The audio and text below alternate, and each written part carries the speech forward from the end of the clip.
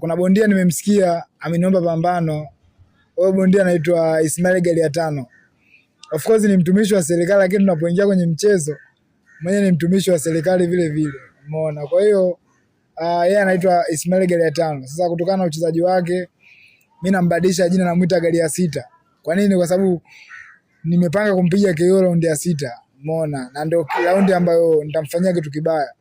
Kwa hiyo bado tupo kwenye maongezi ya kuhakikisha kwamba ile pambano linakaa, na mimi binafsi nalitaka sana ile pambano kwa sababu nikimwangalia kwa uwezo wake naona ana uwezo wa kawaida sana.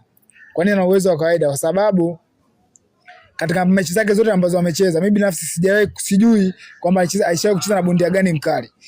Na hata kama wewe ni shabiki wa ngumi au ni shabiki wake, unaweza ukanielezea kwenye comment kwamba alicheza na bondia gani mkali ambaye wewe unamjua, ambaye mimi simjui, au pengine wewe unamjua zaidi kuliko ambavyo mimi hapa nimesha kumuona au vipi. Lakini mapambano ambayo mengi nimeona anacheza na watu wa Malawi. Sasa watu wanaocheza na watu wa Malawi mara nyingi ushindi wao ni kwa ushindi wa kubebwa.